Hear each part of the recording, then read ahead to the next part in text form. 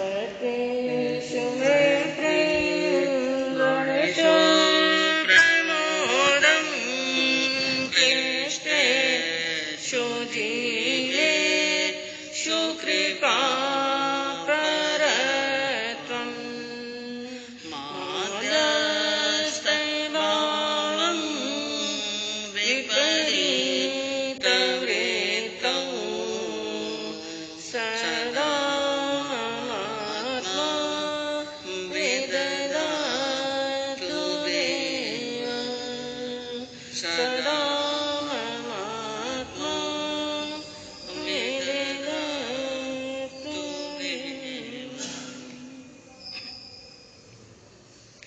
अहिंसा के अग्रदूत, त्रैकाल दृष्टा, भवी जीवों के तारनहार, शासनेश प्रभु श्रमण भगवान महावीर स्वामी के चरणों में कोटि कोटि वंदन।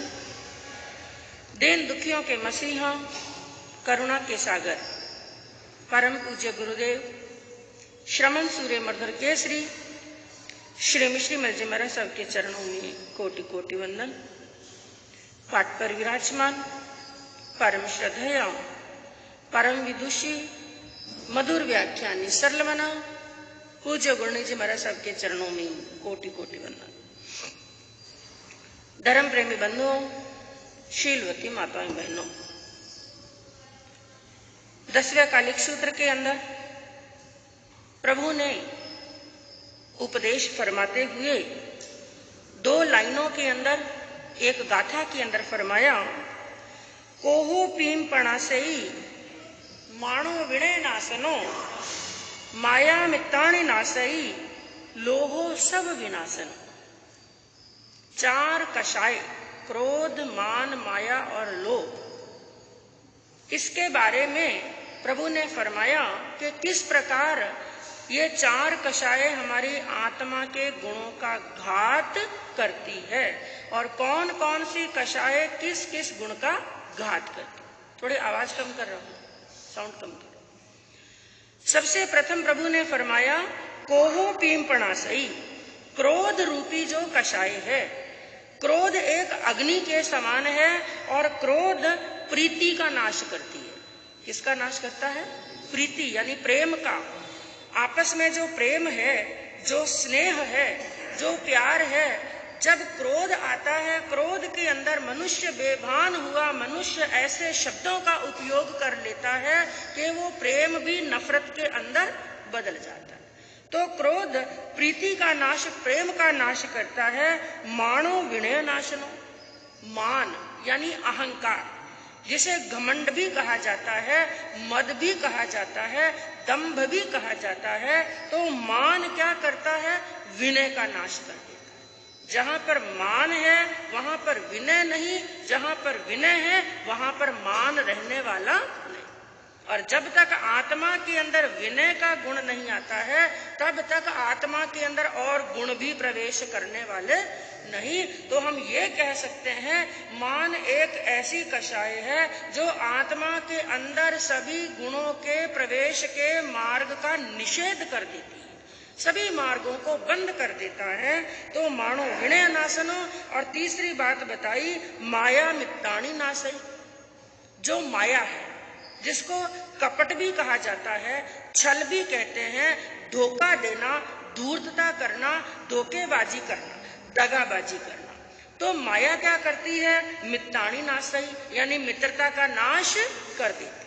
जहां पर माया होती है, जहां पर कपट होता है, जहां पर छल करने की भावना होती है, वो व्यक्ति कभी किसी का सच्चा मित्र होने वाला नहीं है। लेकिन लोभ के लिए क्या कहा? इन 3 कषायों के लिए तो कहा कि क्रोध प्रीति का नाश करता है, मान विनय का नाश करता है, माया मित्रता का नाश करती है। लेकिन लोभ क्या करता है? लोहो सब विनाशनो, लोभ किसी एक का नहीं। ये 3 कषाय तो एक एक गुण का घात करती हैं, एक एक विशेषता का घात करती हैं। लेकिन लोभ तो एक ऐसी कषाय है, सब विनाशनो, आत्मा के जितने भी गुण हैं सबका क्या कर देता है? घात कर देता है, सबको समाप्त कर देता है। क्योंकि बंधुओं, मनुष्य लोभ के अंदर अंधा बन करके ना किसी का प्रीति पात्र बन सकता है, ना किसी से प्रेम कर सकता है, ना किसी से मित्रता कर सकता है, और ना ही किसी का विनय कर सकता है। एक लोभी मनुष्य को पूरा दिन यदि कुछ दिखाई देता है तो क्या दिखाई देता है? धन। दिन में भी धन और रात में भी धन। हाँ, ये अंगूठा, हाँ, माला फेरते हैं तो भी ये चलता है, और नोट गिनते हैं तो भी चलता है। लेकिन अंतर है, जब नोट गिनते हैं तो कैसे चलता है? नोट कैसे? पूरा दिन गिनते हैं ना, हाँ, ऐसे ऐसे चलता है बाहर। और जब माला गिनते हैं तो अंदर की ओर चलता है। इसका मतलब क्या है? कभी मतलब समझे? बाहर की ओर जाना, यानी जितने भी गुण है ना, जब इसके लोभ में पड़ जाते हैं, हमारे अंदर जितने भी गुण है ये बाहर निकाल रहा है। जब माला फेरते हैं तो माला क्या संकेत करती है? गुण क्या आ रहे हैं? भीतर। हाँ, नोट तो गिनने पड़ते हैं। हम ये नहीं कहते कि नोटों के बिना काम चलेगा। गृहस्थी का जीवन नोटों के बिना चलने वाला नहीं है। गृहस्थी के लिए नोट चाहिए, धन चाहिए, वैभव चाहिए। लेकिन यहाँ पर बात किसकी हो रही है? लोभ की। जब मनुष्य ये गलती कर बैठता है कि धन ही मेरे लिए सब कुछ है, ज्ञानियों ने कहा जब तक मनुष्य ये मानता है अपने जीवन के अंदर कि धन मेरे लिए कुछ है, तब तक तो सही, कोई बात नहीं। इससे एक पावड़िया और ऊपर चढ़ा, धन मेरे लिए बहुत कुछ है, तो भी कोई बात नहीं। धन मेरे लिए सब कुछ है, गलती कहां पर कर बैठता है? हाँ, क्योंकि याद रखना, धन मनुष्य के लिए है, मनुष्य धन के लिए नहीं। लेकिन लोभी मनुष्य क्या सोचता है? शायद मैं ही धन के लिए बना हुआ हूं। वो धन के लिए अपने सभी गुणों को न्यौछावर कर देता है। और यही बात श्री कृष्ण ने गीता के अंदर फरमाई। उन्होंने कहा एक आत्मा के नरक में जाने के 3 द्वार हैं, और प्रभु महावीर ने क्या फरमाया? नारकी में जाने के रास्ते कितने हैं? 4। कौन कौन सा? महापरिग्रह करे, महा आरंभ करे, मदमास का आहार करे, और पंचेंद्रीय जीवों का घात करे। तो जो पहला बताया महापरिग्रह करने वाला, ये महापरिग्रह और लोभ लगभग सब एक दूसरे के पर्यायवाची। धन बुरा नहीं है, ये भी बात याद रखना। धन बुरा नहीं है, बुरा क्या है? उसके प्रति रही हुई आसक्ति। और प्रभु ने यहाँ तक फरमा दिया, संसार के अंदर जितनी भी भौतिक वस्तुएं हैं, जितने भी भौतिक साधन हैं, वो कभी परिग्रह नहीं होते। कोई भी वस्तु अपने आप में परिग्रह होती ही नहीं है। वो परिग्रह कब बनती है? एक चक्रवर्ती के लिए भी बताया। मैं कहूं, भरत चक्रवर्ती के पास में कितने खंड का राज्य था? 6 खंड का राज्य था। और उन भरत चक्रवर्ती के लिए भगवान ने क्या फरमाया? भरत कहाँ जाएंगे? मोक्ष के अंदर। और राज्य करते करते और श्रृंगार करते करते जिनको केवल ज्ञान की प्राप्ति हो गई थी। और परिग्रह, चक्रवर्ती के परिग्रह के लिए क्या बताया? चक्रवर्ती का परिग्रह कौन सा होता है? महापरिग्रह होता है चक्रवर्ती का, क्योंकि चक्रवर्ती से बढ़कर के परिग्रह और किसी का नहीं। 6 खंड से बढ़कर राज्य है ही नहीं है। सबसे बड़ा परिग्रह होता है चक्रवर्ती का। और महापरिग्रह वाले को क्या बताया? मरकर कहाँ जाते हैं? नारकी में। और वही महापरिग्रह वाले भरत चक्रवर्ती कहाँ पर गए? मोक्ष में। कारण क्या? उनके पास में 6 खंड का राज्य तो था, उसके राजा तो थे, लेकिन उसके प्रति आसक्ति नहीं थी। चाहे घर है, चाहे वैभव है, चाहे सोना है, चाहे चांदी है, वो कभी अपने आप में परिग्रह होने वाला नहीं है। इसलिए उसके लिए प्रभु ने एक छोटा सा सूत्र बताया। सूत्र फरमाया, क्या कहा? मुच्छा परिगहोत्तो। मूर्छा का भाव, मूर्छा यानी आसक्ति, लगाव होना, मोह होना। ये मूर्छा जो है ना, ये आसक्ति और लगाव ही परिग्रह है। एक चक्रवर्ती भी निष्परिग्रही हो सकता है, और एक भिखारी जिसके पास में रहने के लिए पक्का मकान भी नहीं, घास फूस की झोंपड़ी में रहता है, या इससे भी गया बीता है, फुटपाथ पर सोता है। पहनने के लिए पूरे वस्त्र नहीं है, खाने के लिए पूरा भोजन नहीं, दिन भर मांग मांग करके खाता है। लेकिन प्रभु ने क्या फरमाया, वो भिखारी एक कटोरा लेकर के पूरा दिन भीख मांगता है। उस परिग्रह, उस भिखारी का वो कटोरे के प्रति यदि ममत्व है, यदि आसक्ति है, तो वो भिखारी भी क्या है, परिग्रही है। और चक्रवर्ती की यदि अपने धन के प्रति आसक्ति नहीं है, तो 6 खंड का अधिपति होने के बाद में चक्रवर्ती भी क्या बन सकता है, निष्परिग्रही बन सकता है। तो बात चल रही थी धन बुरा नहीं है, लेकिन धन के प्रति जो लोभ की, आसक्ति की, ममत्व की, ये धन मेरा, 24 घंटे भावना क्या रहती है, मेरा। और प्रभु ने यहाँ तक फरमाया है, जहा लाहो तहा लोहो, लाहो लोहो पवड्डई। मनुष्य को जैसे जैसे लाभ होता जाता है ना, जैसे जैसे लाभ होता जाता है, वैसे वैसे उसका लोभ बढ़ता चला जाता है। जैसे मान लो किसी मंदिर में गए, 1 करोड़पति भी गया, 1 करोड़पति भी गया, क्योंकि ज्यादातर मंदिर में जाते हैं, धर्म स्थान में जाते हैं, साधु संतों के पास में जाते हैं, तो लोग किस लिए जाते हैं, ईमानदारी से बताना। हाँ सर, मांगने के लिए। सही बात है, ये याद रखना। साधु संतों के पास में जो प्रवचन श्रवण करने के लिए आते हैं, बहुत अच्छी बात है, लेकिन जब साधु संत अकेले होते हैं, उनके पास में जाते हैं, तो क्या करते हैं, हाँ बाजी दुकानदारी चालने को ली, हाँ दुकानदारी चल नहीं रही है, काम धंधा बराबर नहीं है, बाजी कोई मंत्र यंत्र देंगे तो दुकानदारी चलेगी। और मंदिर में भी जाते हैं तो वहां पर भी भगवान से मांगते हैं। और आप सोचिए, भगवान की मूर्ति के सामने 1 करोड़पति खड़ा है और 1 रोड़पति खड़ा है, एक भिखारी खड़ा है और एक खूब पैसे वाला खड़ा है। खूब पैसे वाला कितना मांगेगा और भिखारी क्या मांगेगा, भिखारी कितना मांगेगा, हे भगवान 2 वक्त की रोटी मिल जाए तो ठीक, और करोड़पति क्या मांगेगा, थोड़ा जोर से बता दीजिए, करोड़ों मांगेगा। करोड़पति क्या मांगेगा, जैसा जैसा उसको लाभ होता जाता है, वैसे वैसे उसका लोभ बढ़ता चला जाता है। जितना ज्यादा धन, उतनी ज्यादा मांग उसकी बढ़ती चली जाती है। और ये लोभ ऐसा है, एक दिन मनुष्य को पतन के गर्त में ऐसा गिरा देता है कि उसका यह जीवन भी समाप्त हो जाता है, उसका यश, उसकी कीर्ति, उसका नाम भी समाप्त हो जाता है, सभी गुणों का नाश हो जाता है। तो एक कवि ने क्या कहा, लल्ला लोभ न कीजिए और लोभे लखन जाए। कवि ने कहा कि हे बंधु, तू लोभ मत कर, लोभ करने से तेरे सभी गुणों का क्या हो जाएगा, नाश हो जाएगा। लल्ला लोभ न कीजिए के लोभे लखन जाए, और लाख रुपया रो मानवी फिर कौड़ी रो हो जाए। लाख रुपए का मनुष्य भी कौड़ी के समान बन जाता है। और बंधु, ये धन साथ में चलने वाला नहीं है। एक सत्य घटना आती है। एक गांव के अंदर 3 मित्र रहते थे, बड़ा प्रेम था आपस के अंदर, साथ में घूमना, साथ में रहना, साथ में खाना, बचपन से ही बड़ा प्रेम था। और तीनों युवा हुए, तीनों की शादी हो गई, लेकिन बिजनेस व्यापार बराबर नहीं चल रहा था।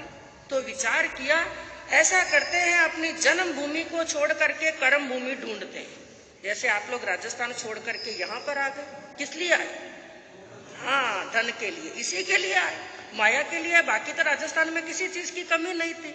आज भी जब राजस्थान जाते हैं तो आप लोग क्या कहते हैं, वहां के हवा पानी की होड़ नहीं होती है। यहाँ पर 2 रोटी भी खाते हैं ना तो शाम तक पचती नहीं है, वहां पर 2 सोगरे भी खा लेते हैं तो 3 घंटे के अंदर एकदम साफ। हाँ, यहाँ पर वहां पर सब कुछ होते हुए भी यहाँ पर आए, किस लिए, क्या चाहिए, पैसा चाहिए। वो भी कमाने के लिए निकल पड़े। चलते हैं, अपनी किस्मत को आजमाते हैं, हो सकता है दूसरी भूमि हमारा साथ दे।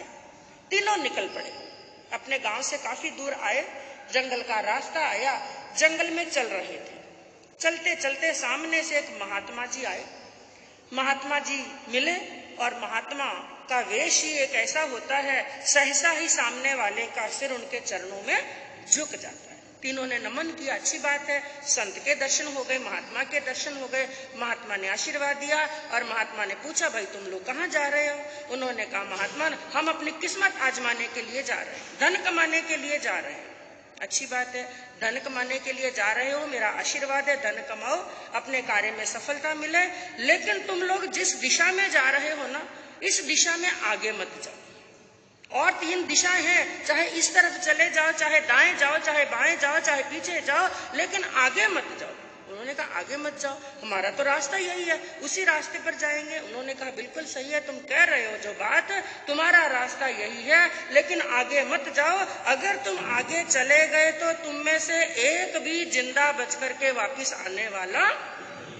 ऐसा क्या है आगे? तीनों को आश्चर्य हुआ, ऐसा क्या है आगे? उन्होंने कहा, तीनों की मौत खड़ी है, तीनों की मौत खड़ी। अरे भाई किस रूप में खड़ी है, कौन है हमारी मौत? तो महात्मा ने कहा, आगे एक राक्षस बैठा है। कौन बैठा है? आगे एक राक्षस बैठा है, इसलिए मत जाओ। ये बात कह करके, समझा करके महात्मा जी तो भिक्षा लेने के लिए जा रहे थे गांव के अंदर। 2-3 बार समझाया, महात्मा जी वहां से चले गए भिक्षा लेने के लिए और तीनों बैठे वहां पर खड़े खड़े चिंतन कर रहे हैं। एक ने कहा, भाई ये महात्मा लोग जो बात कहते हैं वो सत्य कहते हैं। दूसरे ने कहा, भाई सत्य तो कहते हैं, लेकिन हम जिस काम के लिए जा रहे हैं हमें चलना तो पड़ेगा। तीसरे ने क्या कहा, क्या कहते हैं ये संत, संतों का तो काम ही यही है, पूरा दिन टोका टाकी करते ही रहते हैं। राइट जाओ तो कहते हैं लेफ्ट में जाओ, और लेफ्ट जाओ तो कहते हैं राइट में जाओ। इनको तो टोका टाकी करने के सिवा कुछ काम भी नहीं, ये कहते रहेंगे। इन्होंने अपना काम कर लिया, हम अपना काम करेंगे, चलो हम तो अपने रास्ते चलते बनते हैं। तीनों ने एक सलाह कर ली और तीनों आगे जा रहे हैं। चलते चलते काफी दूर आए और दूर से उनकी दृष्टि पड़ी, एक बड़ा सारा वट वृक्ष है, उसके नीचे उन्हें कुछ चमकता हुआ दिखाई दिया। क्या चमक रहा है? और उस चीज की तरफ आगे बढ़े, आगे बढ़े, बढ़ते बढ़ते और नजदीक गए, एकदम वट वृक्ष के नीचे गए। उन्होंने वहां पर क्या देखा, 4 सोने के चरु पड़े, हीरे पन्ने माणक मोतियों से भरे हुए, चमचमाते हुए उन चरुओं को देखा। और तीसरे वाले ने कहा, देखो मैंने कहा था ना, ये संत लोग हैं ना, ऊपर से कुछ और भीतर से कुछ और। ऊपर से संत का चोला पहन रखा और भीतर क्या भरा हुआ है, कपट। और इस धन को उन्होंने क्या बता दिया, राक्षस। ये धन पड़ा है और संत भी इस धन के लोभ में आ गए। संत चाहते थे कि मैं धन लेकर के चला जाऊं, कहीं हम लोग आ जाएंगे तो हमें क्या पता चल जाएगा, धन के बारे में पता चल जाएगा। इस धन के ऊपर संत की नजर थी, वो नहीं चाहते थे कि हमें ये धन प्राप्त हो जाए। देखो बिना मेहनत किए ही हमें अपना धन प्राप्त हो गया। फिर दूसरे ने कहा, बिल्कुल सही बात, हमने तुम्हारी बात मानी तो हमें इतना सारा धन मिल गया, लेकिन अब हमें आगे जाने की क्या जरूरत है? जिसके लिए जा रहे थे, जितना हमने सोचा था उनसे कई गुना तो हमें मिल गया, आगे जाने की जरूरत नहीं है, यहीं से वापिस हो जाएंगे और तीनों के हिस्से में जितना आएगा बांट करके ले लेंगे। लेकिन फिर एक बोला, भाई बांट करके लेंगे, घर पर चले जाएंगे वो तो सही, लेकिन पहले पेट में क्या लगी है, पहले पेट में भूख लगी है, अपनी भूख शांत कर लें, फिर इसकी बंटवारा करेंगे और अपने अपने घर पर लेकर के चले जाएं। लेकिन यहाँ पर तो खाने का कोई साधन नहीं। तो तीनों ने आपस में सलाह की, ऐसा करो, नजदीक में ही गांव है भाई, एक जना जाओ भोजन की तलाश में, एक जना भोजन लेकर के आ जाओ और दूसरा जाओ कहीं से पानी लेकर के आ जाओ। और तीसरे ने कहा, मैं यहाँ पर तलवार या छुरी हाथ में लेकर के खड़ा हूँ और धन की क्या करूंगा, रक्षा। अब धन मिलते ही, धन किसका हो गया, उनका। इतने दिन से वहां पर, इतने समय से धन पड़ा था, कौन रक्षा कर रहा था उसकी, लेकिन अब धन के प्रति हो गया ममत्व, मैं इसकी रक्षा। एक तो वहां पर रक्षा करने के लिए खड़ा हो गया, एक भोजन की तलाश में चला गया, एक पानी की तलाश में चला गया। भोजन वाले को भोजन मिल गया, पानी वाले को पानी मिल गया, दोनों वापिस आ रहे थे।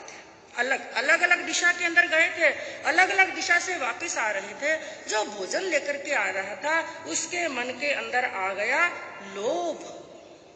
हाँ, और कहते हैं जब लोभ आ जाता है, ना इंसान का ईमान रहता है, ना दया रहती है और ना ही धर्म रहता है। तो ज्ञानियों ने क्या कहा, ईमान जावे भट्टी में पर पैसा आवे मुट्ठी में। ईमान जाता है तो जाए, हाँ, डैड में पड़े ईमान और दया और धर्म। क्या करना है? ईमान का मुझे क्या चाहिए? पैसा चाहिए। अब तीनों के अंदर इतना प्रेम था और एक साथ में भोजन करना, एक साथ में रहना, लेकिन जैसे पैसा बीच में आया तो आ गया लोभ। जो भोजन लेने के लिए गया था, मन में विचार किया, भोजन लेने के लिए मैं आया, वहां पर भोजन करेंगे, उसके बाद में उस धन के बंटवारे कितने होंगे? 3। क्यों ना मैं कुछ ऐसा करूं, ये पूरे का पूरा धन किसको मिल जाए? मुझे मिल जाए। और आई कुबुद्धि, और उसने कहीं से विष प्राप्त किया और भोजन में क्या मिला दिया? विष। वो दोनों भोजन करेंगे और मर जाए। इधर जो पानी लेने के लिए गया था, उसके भी मन में विचार आया, वो का वो विचार उसके मन में आया और उसने भी पानी के अंदर विष मिला दिया। इधर जो पहरा दे रहा था, वो बार बार, उसके तो धन सामने ही पड़ा था, चमचमाता हुआ धन सामने ही पड़ा था, बार बार धन को देख रहा है, बार बार दोनों दोस्तों का रास्ता देख रहा है। उसके मन में भी विचार आया, एक भोजन लेने के लिए गया, एक पानी लेने के लिए गया, लेकिन अपने प्राणों को जोखिम में डाल करके इसकी रक्षा कौन कर रहा है? मैं। और भगवान ना करे 4 डाकू आ जाएं, 4 लुटेरे आ जाएं, तो सबसे पहले मारेंगे किसको? मुझे। तो रक्षा तो इसकी मैं कर रहा हूं, प्राणों को जोखिम में डाला मैंने, और हिस्से होंगे 3। ना रहे बांस और ना बजे बांसुरी। मैं ऐसा करता हूँ, वो भोजन लेकर के आए, वो पानी लेकर के आए, वो तो सावधान होंगे नहीं, और उस समय असावधानी के अंदर ही मैं उनकी छाती के अंदर ये शस्त्र डाल दूंगा, तलवार डाल दूंगा। वो ऐसा ताक लगा करके बैठा था। सबसे पहले वो भोजन लेकर के आया, मित्र खुशी खुशी, देखो मैं भोजन लेकर के आया। भोजन तो उसने पकड़ा और अचानक उसकी छाती के अंदर वार किया, और वो देखता रह गया, तड़पने लगा। कुछ ही क्षण के अंदर उसके प्राण निकल गए, वो ढेर हो गया। दूसरी दिशा से पानी लेने के लिए गया मित्र, वो वापिस आया और उसको भी वैसे ही मार दिया। अब वो सोचने लगा, ये दोनों मर गए, इसका मालिक कौन रह गया?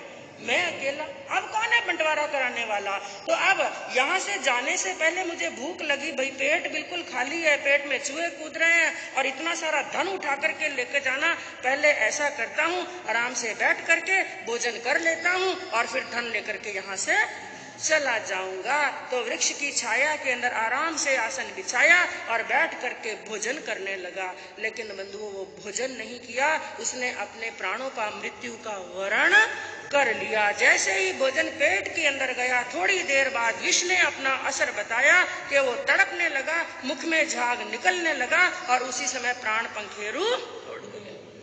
तीनों के तीनों ढेर हो गए। और महात्मा भिक्षा लेकर के वापिस आए और सोच रहे थे क्या हुआ। वो युवा आगे गए या वापिस गए, आगे गए या वापिस गए, यही चिंतन चल रहा था। और आगे आए, उन्होंने देखा एक तो वृक्ष के नीचे ही वहां पर ढेर हुआ पड़ा है, एक उस तरफ ढेर है और एक इस तरफ ढेर है। उन्होंने सोच लिया ये है सबसे बड़ा राक्षस, क्योंकि राक्षस किसे बताया? हाँ, धन को राक्षस बताया। इस धन ने तीनों मित्रों को मौत के घाट उतार दिया। क्योंकि बंधुओं, धन को देख करके लोभ के अंदर पड़ा हुआ मनुष्य कई बार राक्षस प्रवृत्ति कर लेता है। तो क्या कहा एक कवि ने कि सोए हुए कितनों को जगा देती है, सोए हुए कितनों को जगा देती है, अच्छे अच्छों का ईमान डिगा देती है। जो कहते हैं ना, हम बड़े धर्मात्मा हैं, हम बड़े पुण्य आत्मा हैं, हम बड़े ईमानदार हैं, जब नोटों की कड़कड़ाहट और सोने की चमचमाहट देखते हैं तो अच्छे अच्छों की ईमानदारी कपूर की गोली की तरह उड़ जाती है। तो सोए हुए कितनों को जगा देती है, अच्छे अच्छों का ईमान डिगा देती है। दौलत में वह गर्मी है जो चढ़ जाए तो, दौलत में वह गर्मी है जो चढ़ जाए तो इंसान को शैतान बना देती है, इंसान को हैवान बना देती है। तो कहने का तात्पर्य क्या है बंधुओं, इस दृष्टांत का सार क्या है? अपने ऊपर लोभ को हावी होने नहीं देना। जिंदगी के अंदर एक सीख याद रखना, धन मेरे लिए है, मैं धन के लिए नहीं हूँ धन कमाना, लेकिन धन के लोभ के अंदर, आसक्ति के अंदर और वृद्धिपने के अंदर यदि नहीं पड़ेंगे तो धन हमारे लिए, आत्मा के लिए प्रशस्तता का काम भी कर सकता है और आत्मा के लिए पतन का कार्य भी कर सकता है। तो इस लोभ वृत्ति से दूर रहने का प्रयास करेंगे तो इस ब्रह्म पर ब्रह्म कल्याण होगा। इसी भावना से शांति।